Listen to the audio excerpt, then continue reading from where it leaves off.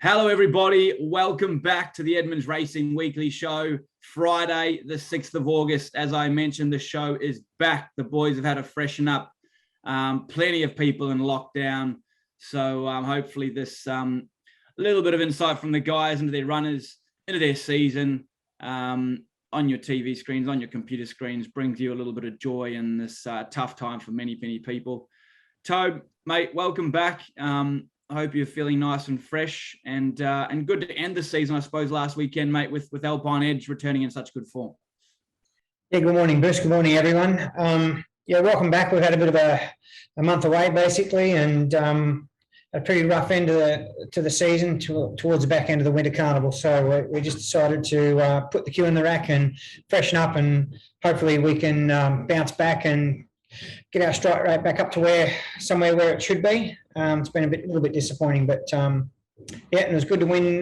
Good for Alpine Edge to resume the other day and win like he did, and show us that he's the quality colt we thought he was. Put his Sydney run behind him and put those away the other day with a big weight. Good effort. Yeah, it was a monster effort, and I see Daniel O'Sullivan's given him a nice strong rating. Trent, I think, might have been his best rating back.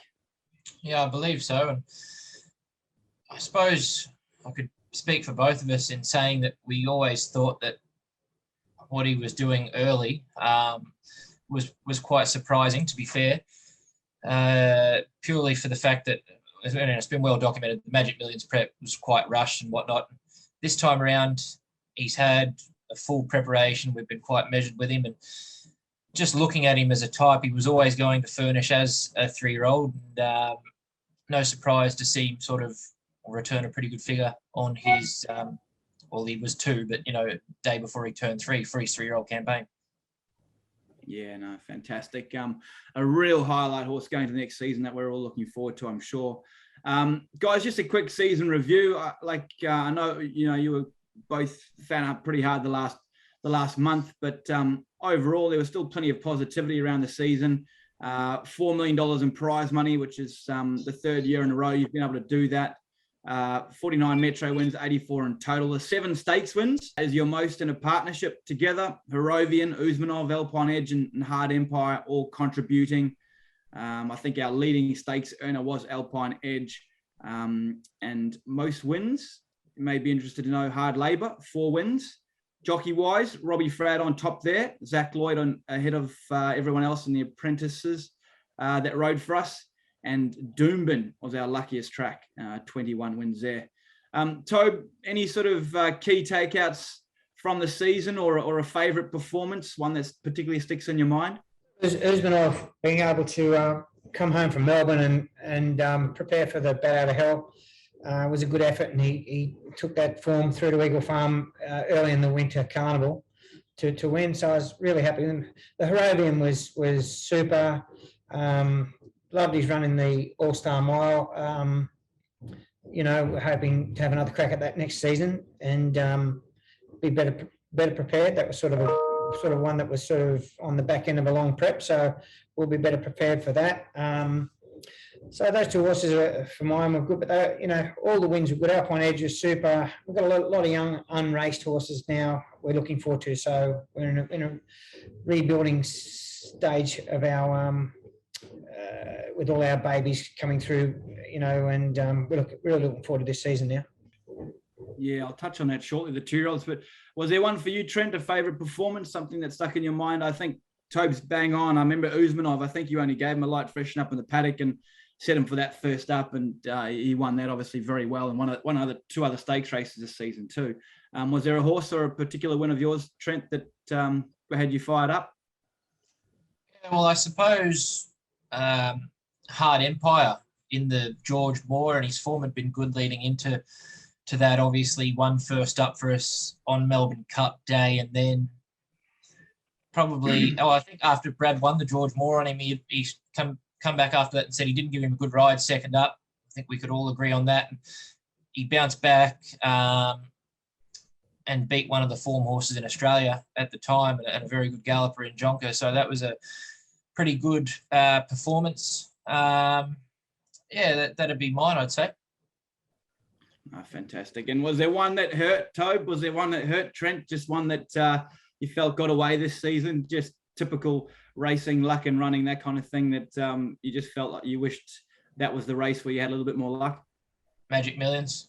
Magic Millions for me as well. It's 2 years in a row, actually, the Magic Millions. You know, Wisdom Award the year before and Alpine Edge again this year. So, so that was, that was a bit heartbreaking, but all in all, it's racing and we've got to move on from that. And as long as we all start to perform and get through the grades, we're all happy, I think. Yeah, fantastic. Well, the 2-year-olds were fantastic. I think that's the the great thing coming to the new season. We've got a lovely crop of 2-year-olds or yearlings just turned 2. And our 2-year-olds last season, you guys nailed that. 1 and 3, 33% winners to starters or winners to starts. 9 wins, which is no stable in the Queensland betted with their 2-year-olds, and 2 stakes wins, which again was led the Queensland stables.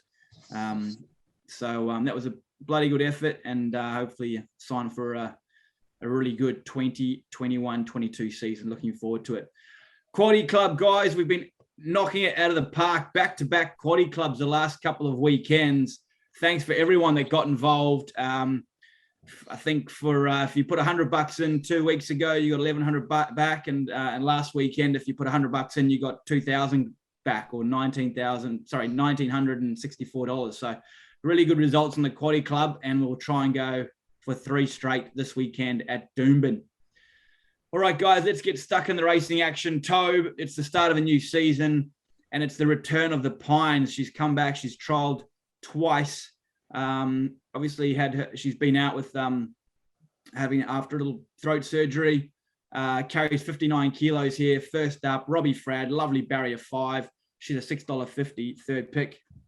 She's actually won since her throat surgery, so she's not bang off that. She won first up at the Sunny Coast again, running where she does race extremely well. She had a bit of a joint issue, and we had to tip her straight out to get over that. So I'll just correct you there, but that's okay. First trial was only a bit of a tick over trial. The next trial we asked her to do a bit, and she trialled up beautifully. Showed us that she's back in form, and I think she's come on since then quite a bit. Still a little bit to go. I think tomorrow's run will top her right off. But she's such a good mare. Even though she got a big weight, she's going to give some weight away to some of those horses. She's such a quality man. First up, as long as Robbie can give her a trouble-free run early, economical run early, and have a trouble-free run home, she's very strong weight. So I'd be shocked if she didn't figure in the finish. If the weight gets her down the last 50 or 60 metres, so be it. But we're quite confident she can run well, but will improve as well. Very good. Yeah, she's fresh up, great form, fresh up.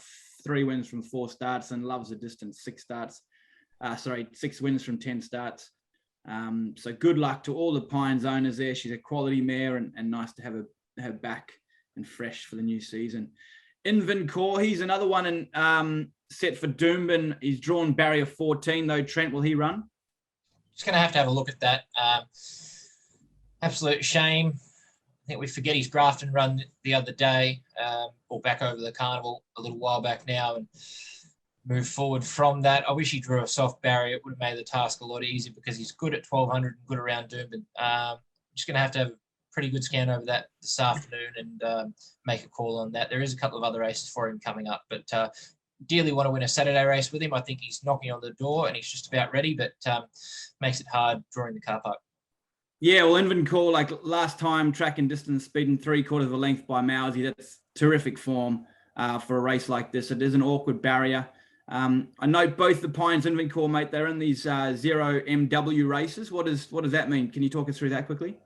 So no Metro wins. People will obviously note the Pines has had 13 starts and won 6 of them, and she's won a number of races at the midweeks. No Metro wins for horses that haven't won a race of the value of $50,000 or over. So obviously, while the Metro win still counts on a pedigree page, because the midweek meetings are less than 50,000 or less than of 50,000, they're still qualified to go into a no Metro win on a Saturday. And it's the same thing with Invencore. His Metro wins have been at the midweek level, and of less than 50,000 total race prize. So that qualifies them still for a no metro win race, and I think they look pretty well placed. Yeah, look very, very well placed, and $75,000 races there on Saturday. Good luck to the owners there, of course. Invencore for the on-track team. Where's the all yellow? Sunday, we head to the Sunshine Coast. We've got a first starter there for Archer Park and Count Your Falls.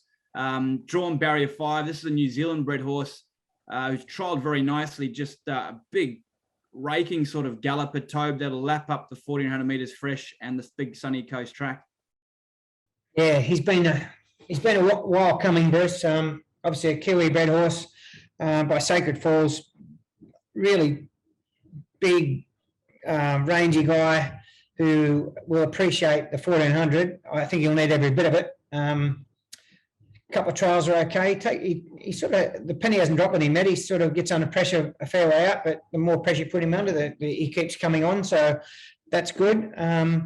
But being by Sacred Falls, he should be strong late in a race like this. It's a tough enough maiden though. Whatever he does on Sunday, he'll improve on. Just race day experience, he'll take good benefit from. I like the idea of a beautiful big track, and he should get his chance in the straight. But I think you'll see some improvement out of that, and as we push him out in distance. I agree. We were flirting with the idea of taking him to Ipswich last week, but tight turning track like that for a big horse, why not give him a good experience? He's drawn soft, let him find his feet and then hit the line, and he'll improve a stack. So that's why we sort of waited an extra week and a bit for him. All right, sounds like each way, all day, Count Your Falls. Wouldn't surprise if he won, but a little bit of improvement in there for the big boy. Race 3, She's a Unicorn for Dennis Chan and the guys there. She's drawn beautifully here, barrier 2. Again, a filly that has been hitting the line strongly in her trials, in her first up run. 1,400 meters here, ideal. Sunshine Coast, ideal. Zach Lloyd takes off 3, down to 52 kilos, ideal. Trent. Yeah, well, I thought she ran okay the other day. First up, or debuting at the Gold Coast. I suppose one criticism that we could make of our own instruction, or my own instruction, we maybe brushed her onto the speed a little bit instead of just leaving her alone and letting her find the line. I think from that beautiful soft barrier, we can just park her wherever she's comfortable and let her hit the line, because she'd come off, or she wasn't really on the bridle for a lot of the race the other day. She was chasing from a long way out, but I think we rode her out of a comfort zone. Even though the rail's out 10 meters, she's drawn barrier 2. I think we just ride her for comfort and cut the corner, find some clear running, and she'll hit the line hard. She's taken good improvement for her first effort. Fantastic. All right. Well, it sounds like we've got some nice sort of each way odds all weekend. Do you want to pick one out, Toby and Trent, for our owners to follow in Saturday, Sunday? The Pines stands out. Probably she's our best chance of getting into the money this weekend. And, she's, as I said, if she gets an economical first half and a clear golden second half, she'll be right in the finish. I like the big boy making his debut on Sunday. A fair few of them have got a few convictions. Just a matter of where he gets to win the run with the rail being out so far. But everyone's been waiting a long while for him, so looking forward to seeing him debut. Yeah, especially Matty Henderson there at Archer Park. I've always been a big fan of the big boy. So enjoy that, Matty. You'll be loving that. You might even get to the races. You never know. All right, the Pines there, race 6 at Doomben for Toby, and Count Your Falls, race 1 on Sunday at the Sunny Coast for Trent. Good on you guys. Bloody good to have you back. Good to have the show back on. We hope all our owners out there are doing okay in this sort of tough time with all these lockdowns. We hope you enjoy the racing week this weekend. And if you've got a runner, we hope you get a winner. Good luck.